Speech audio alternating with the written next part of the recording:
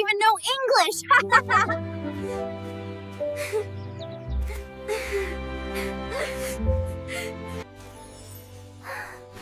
Don't worry. Even if you don't know English, you can learn from English Talk Together channel. Hello, everyone, and welcome back to English Talk, the place where we help you navigate real life using real English. I'm Emma. And I'm Jack. Today, we are tackling one of the most nerve-wracking, sweat-inducing, and high-stakes conversations you will ever have in your career. You're making it sound like a thriller movie, Jack, but you're right. Today, we are talking about how to ask for a salary hike or a promotion in English. It feels like a thriller. My heart is racing just thinking about it. Because, let's be honest, Emma, asking for more money is awkward, and doing it in your second language, that's a whole different level of scary. It really is. Most learners stay at the same salary for years simply because they don't have the right words to start the conversation. They're afraid of sounding greedy or worse, sounding unprofessional. Exactly. I remember the first time I wanted a raise. I just walked into my boss's office and said, well, I said some pretty cringy things. Oh, I can't wait to hear this, because that's exactly what we're doing today. Jack is going to play the role of the learner, using phrases that are technically English but might actually hurt his chances of getting that raise. And Emma is going to be the mentor. She's going to stop me, fix my mistakes, and give me the power phrases that actually make a boss want to say yes. By the end of this video, you won't just have a list of words, you'll have a complete script and the confidence to walk into that office and get what you deserve.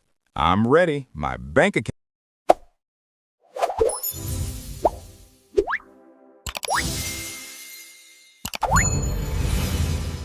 Okay, Jack. Scene 1. You've been working hard for a year. You've taken on extra projects. You feel it's time for a bump in pay. You see your manager, Sarah, in the break room. How do you start? Okay, let's see. I'll go up to her and say, hey, Sarah, I want more money because I work very hard. Ouch. What? It's true. I do work hard. I know you do, Jack, but I want more money sounds like a robbery, not a professional negotiation. In a business environment, we almost never use the word money or want in the opening sentence. It's too blunt. Oh, wow. I thought being direct was good. Direct is good for clarity, but in English business culture, we use softeners to show respect. Instead of money, we use terms like compensation, salary adjustment, or remuneration. And instead of I want, we use I'd like to discuss. So how should I have said it? Try this. Sarah, do you have a moment? I'd like to discuss my current role and my compensation. I'd like to discuss my current role and my compensation. Oh, that sounds so much more professional. It sounds like a meeting, not a demand. Exactly. It signals to your boss that this is a serious, professional conversation. Now, let's look at the timing. You said this in the break room while she was getting coffee. Is that a good idea? Well, she was right there. Never ambush your boss with a money talk. You want them in the right headspace.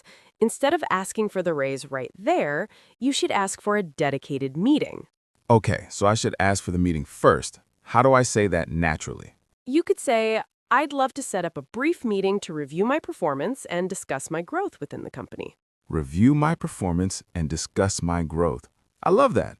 It's not just about the money, it's about my growth. Right, because a salary hike is a reward for your growth.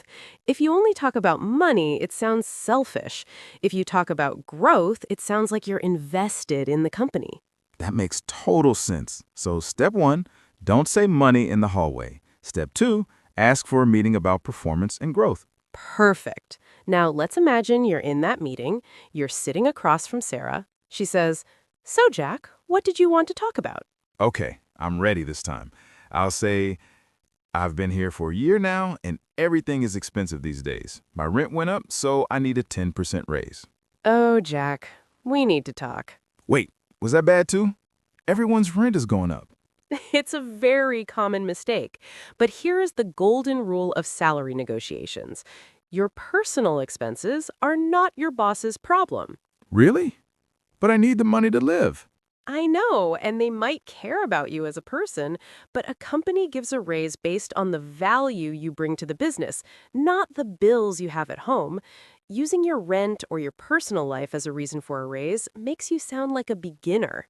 I see. So if I say I need a raise because life is expensive, it sounds like I'm asking for a favor. Exactly. You aren't asking for a favor. You are showing them why you are worth more.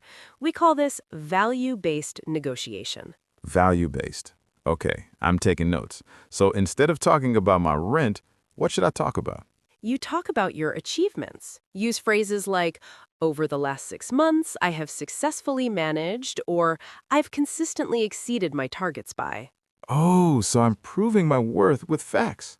Yes, let's try it again. Try to tell me you deserve a raise without mentioning your rent. Okay.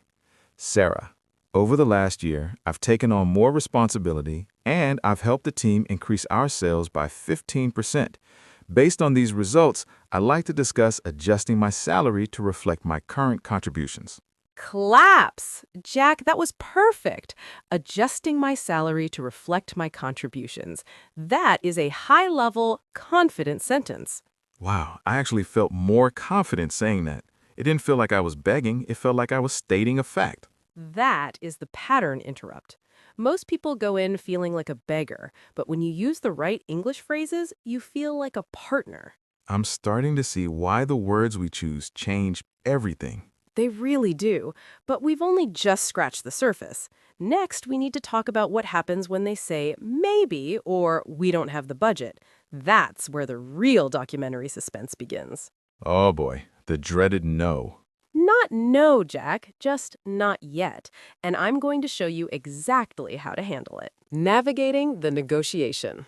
Okay, Emma, I'm sitting in the chair. I've told Sarah about my 15% sales increase. I've used the word compensation. I feel like a pro.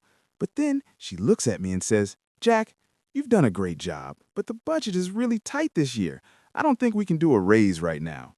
The classic budget wall.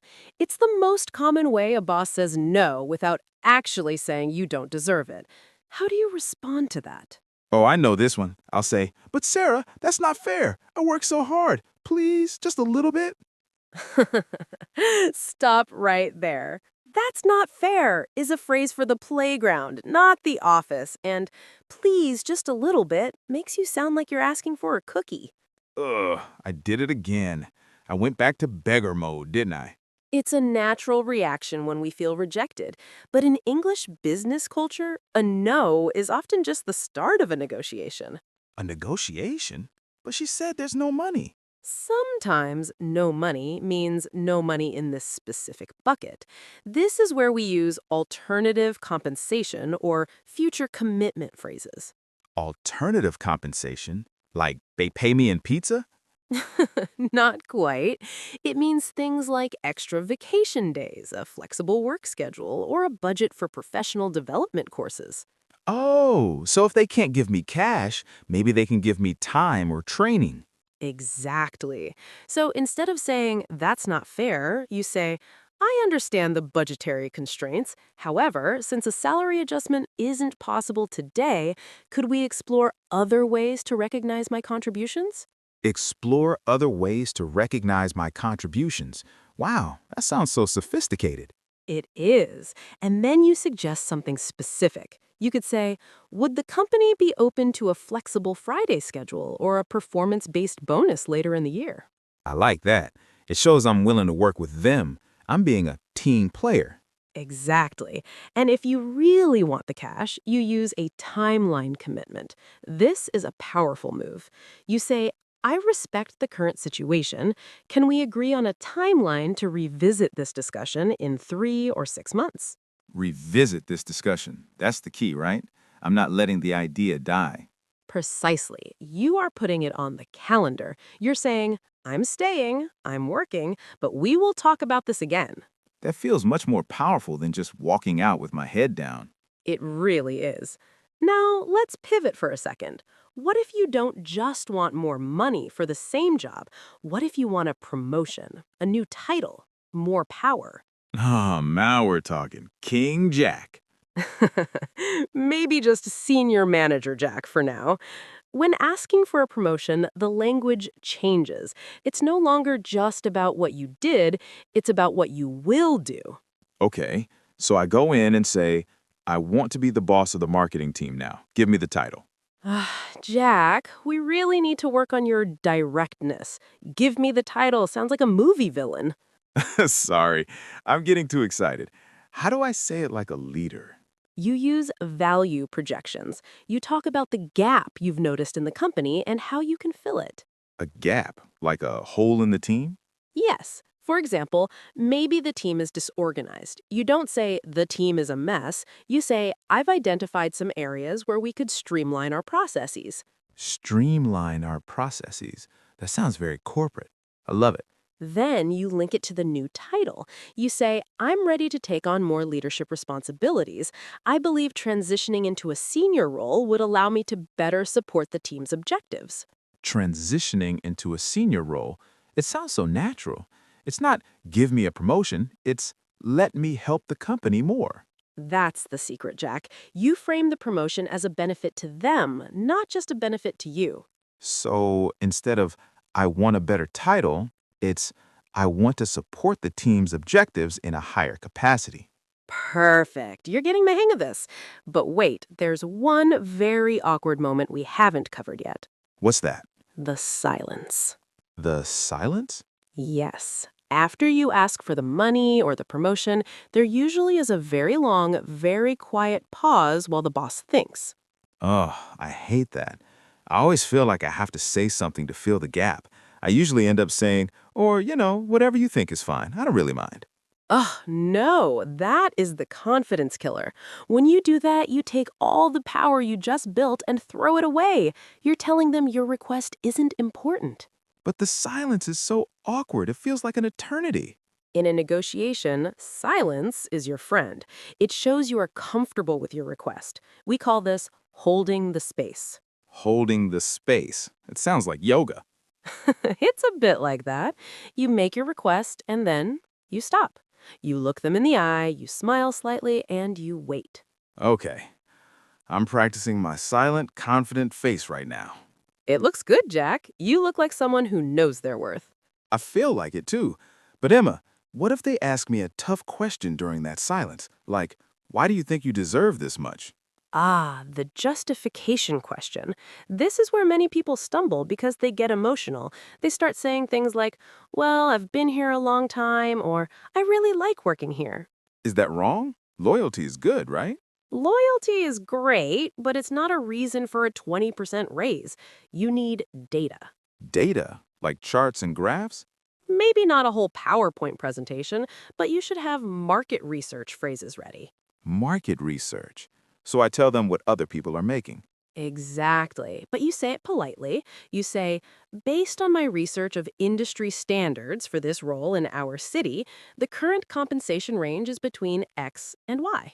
Industry standards, compensation range. It makes me sound like I've done my homework. Because you have, it shows you aren't just guessing a number. You're asking for what is fair market value. Wow, we've covered the ask, the rejection, the promotion, the silence, and the data. I feel like I could negotiate a peace treaty right now. Slow down, Jack. We still have the most important part coming up, the closing the deal phrases, and how to handle a yes so you actually get it in writing. Oh, right, because a yes in the room isn't a yes in the bank account yet. Exactly. And we're going to cover that next, along with some human-to-human tips to keep the relationship strong, even after a tough talk. I can't wait. This is a game changer. Okay, Jack, let's imagine the best-case scenario. You've held the silence, you've shown your data, and Sarah says, you know what, Jack, you're right. You've done great work. I'll approve a 10% raise. Okay, Jack, let's imagine the best-case scenario. You've held the silence, you've shown your data, and Sarah says, you know what, Jack? You're right. You've done great work. I'll approve a 10% raise. Yes, victory! I'd probably just shout, drinks are on me, and run out of the room. Hold your horses, Jack. If you just run out now, you're making a huge mistake. A verbal yes is a great start, but in the business world, if it isn't on paper, it doesn't exist. Wait, really? You think she'd lie to me? It's not about lying. People get busy. Budgets change. HR might have different rules. You need to solidify the agreement before you leave that room. Okay, so I shouldn't just say, thanks, bye. How do I ask for it in writing without sounding like I don't trust her? Great question. You use next steps language. You want to sound organized, not suspicious. You say, I really appreciate your support, Sarah. What are the next steps to get this finalized? What are the next steps to get this finalized?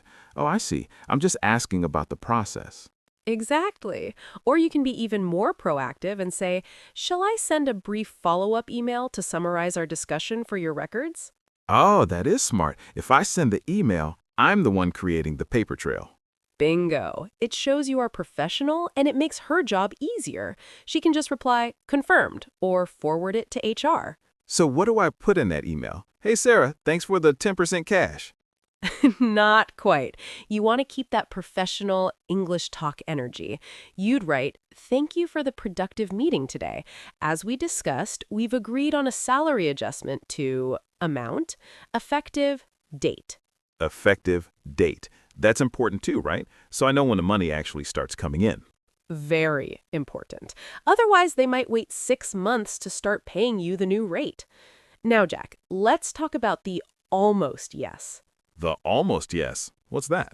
That's when the boss says, I want to give you a raise, but I need to talk to my boss first, or I need to check with HR. Oh, I have to ask my mom version of business.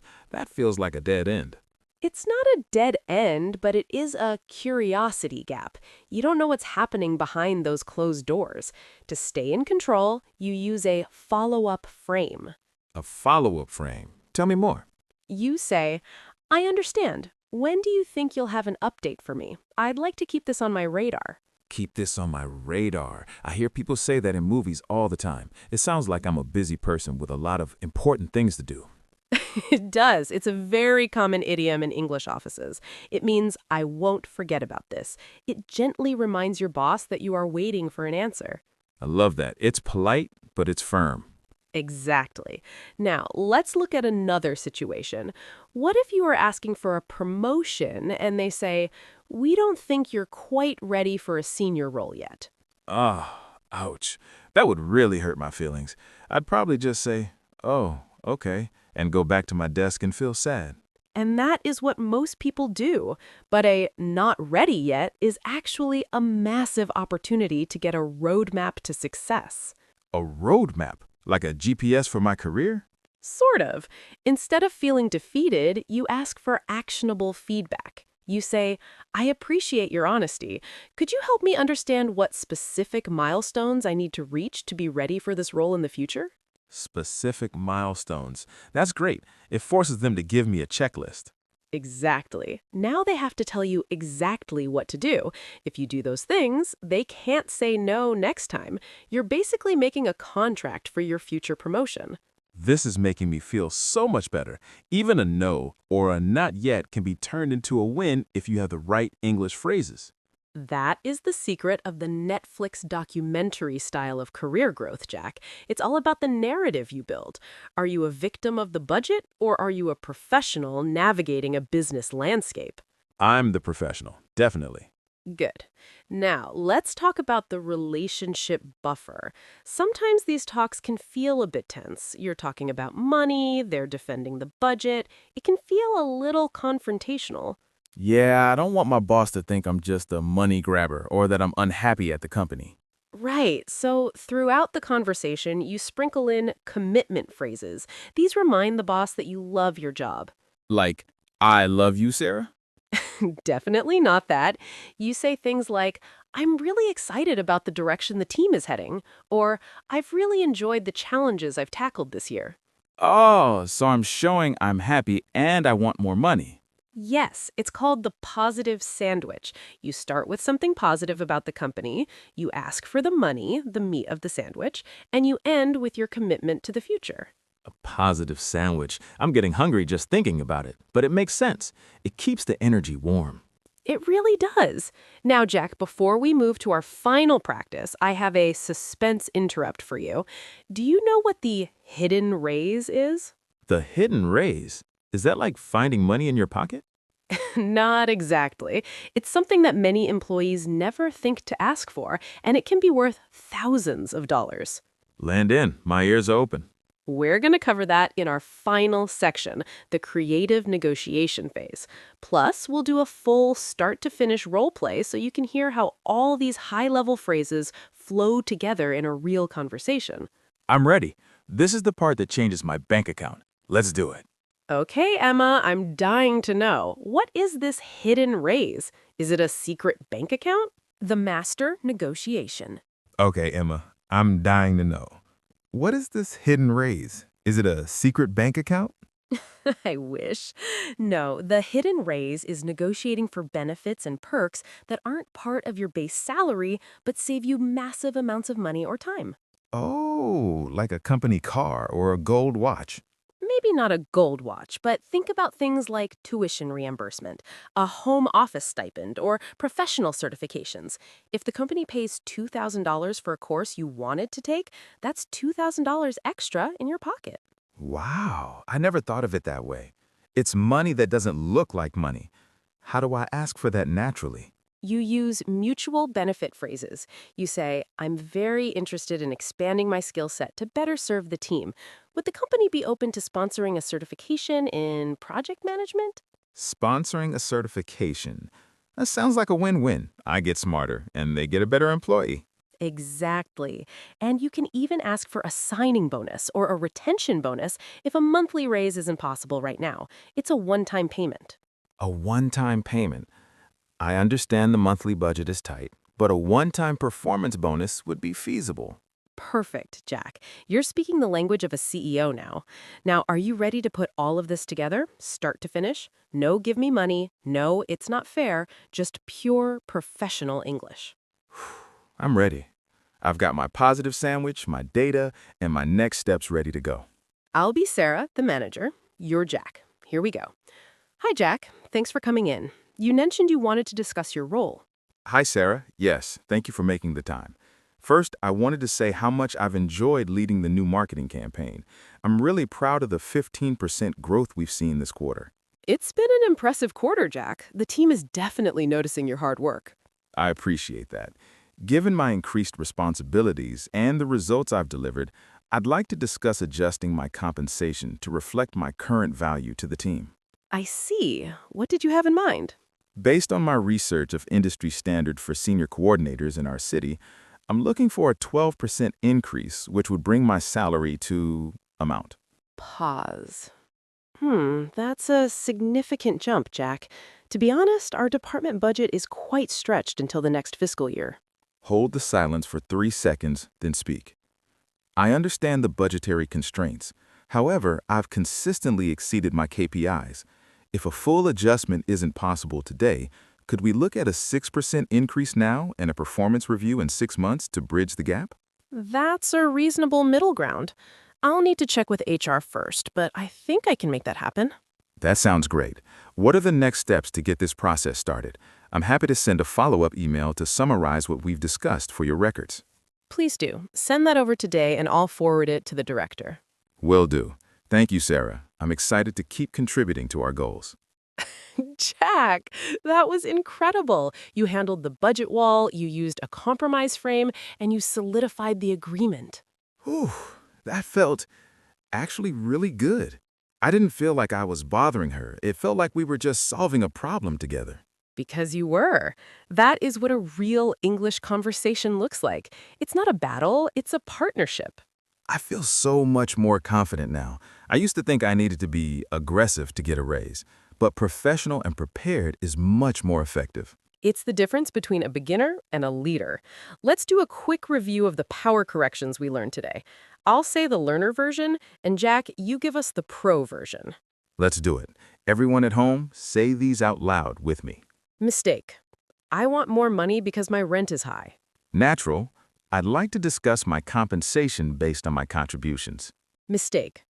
That's not fair. I work so hard. Natural. I understand the constraints. Could we explore other ways to recognize my value? Mistake. Give me a promotion. Natural. I'm ready to take on more leadership responsibilities in a higher capacity. Mistake. Filling the silence. Or, whatever's fine. Natural. Stay silent and wait for the boss to respond. Mistake. Okay, thanks. Bye. Natural. What are the next steps to get this finalized? Those small changes make me sound like a completely different person. They really do. And remember, everyone, making these mistakes in the past doesn't mean your English is bad. It just means you hadn't learned the business code yet. Now you have. Exactly. Whether you're asking for $500 more a month or a total career change, the secret is in the phrases you choose. So, here is your challenge for today. This is a big one. In the comments below, imagine you're asking for a hidden raise. Write a sentence asking for a training course or extra vacation days instead of a salary hike. Use the phrase, would the company be open to start your sentence. We want to see your professional English in action. We read every single comment and we'll give a thumbs up to the best ones. And our question for you, have you ever asked for a raise? How did it go? Tell us your story. We love hearing about your real-life experiences. If this lesson gave you more confidence, please hit that like button. It helps us reach more learners who might be nervous about their next meeting. And if you haven't subscribed yet, join the English Talk family. We help you with the English you actually need for your life and your career every single week. Thank you so much for watching. You've got this. Walk into that meeting with your head held high. Take care, keep practicing, and remember, English Talk is your place to grow. see you in the next one. Bye-bye.